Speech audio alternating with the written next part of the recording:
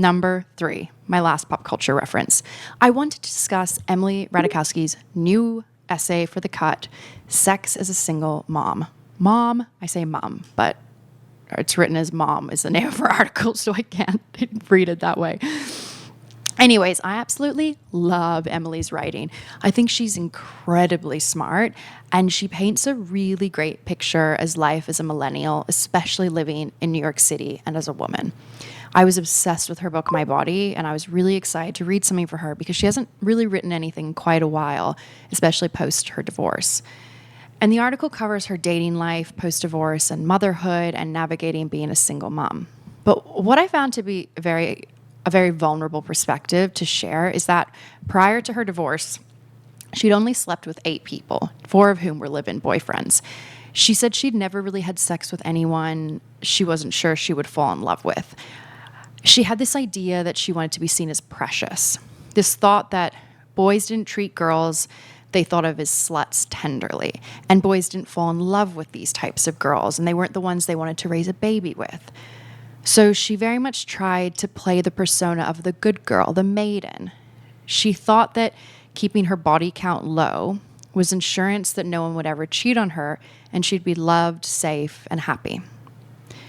I thought it was very interesting for her to share that perspective. She's a very outspoken feminist, and I think it's so hard as women because we get taught these value systems of who we think we should be.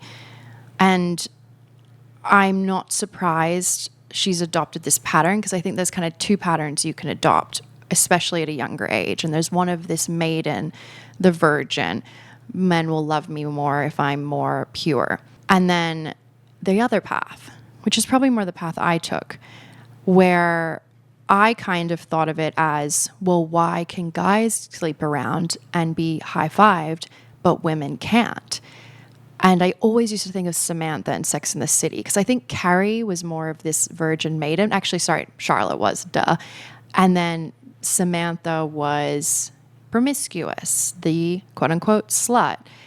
Ugh, I hate even saying that because it's like not true, but for the premise of what I'm trying to say here.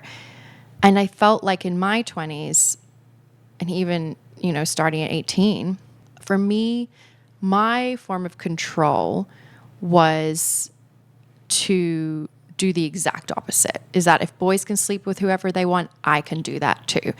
And I felt like I was owning my body and I was in control of it, and I was fuck the system, I can do whatever I want as a woman. And I think in the same way, Emily was doing that through her own, resistance. But in the same vein as what Emily shares in her article, I think what she realized is that she ultimately wasn't doing it for herself. And that it was just what I learned in my experience, is that I was not doing it for myself. And I was still playing into a cultural trope of what society thinks women should be. In Emily's article, she continues on where post-divorce, she's a single mom. And she felt like this good girl that she was always trying to be. Clearly that didn't work, and none of it turned out to be true. So she became exactly what she feared she would be, which was a single mom and alone. And she decided to, and I quote, this is straight from the article, I decided to fuck my way into a new kind of woman. I wanted to destroy the Madonna, the special girl I'd worked so hard to be before an 8-pound baby had torn my vagina in two and replaced her with the whore. So powerful, man. The takeaway I had was that she was finding her power. And I think sometimes when you lean one way on a spectrum, where she's this, I call it the maiden. I guess the Madonna, I think, is when you move into motherhood, but it is this purity is almost going to the totally other side of the spectrum to find your middle ground. Seemingly, that's what she did. And props to her, because being single and dating around in your 30s, I think, is honestly way more fun than doing it in your 20s. So I think she kind of did it in the right sequencing. And at least you're going to do it on your terms. But ultimately, the takeaway she got in the end was that this seductress, this villainess, the praying mantis, as she called it, was just another character she was playing. So even though maybe in my mind I was thinking, wow, you're like in your 30s, you're so like, look at this life she was living.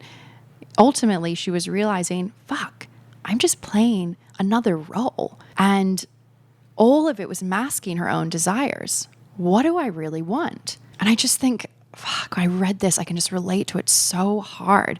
Because I think as women, we all play characters and we all play the roles that society thinks about how we should act as women.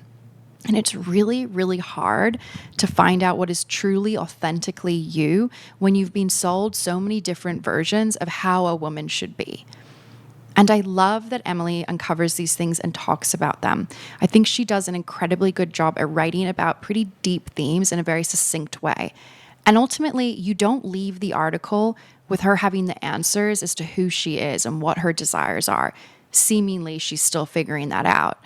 I think it's just an article that shows a version of herself that she was playing in an era of her life, a chapter of your life, you could say.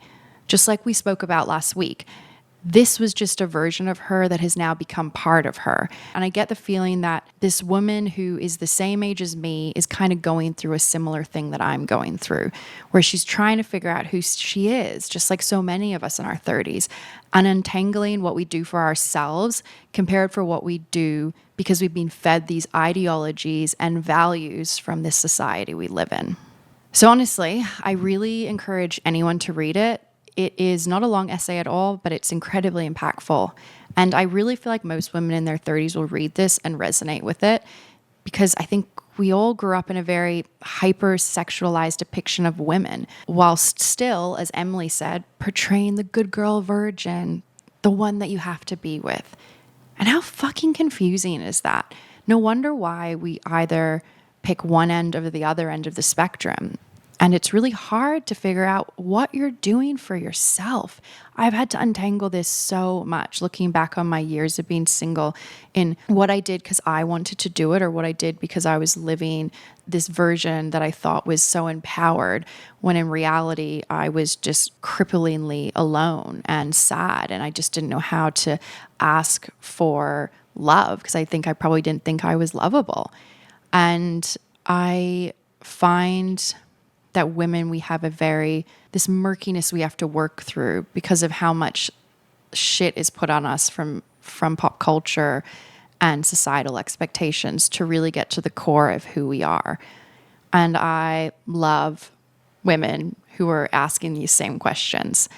And I think that the way we look at life as women generally is so interesting and so deep, and these conversations are so important. And like I said, we don't have to have the answers, but just asking these questions and talking about it, maybe we can find the answers together.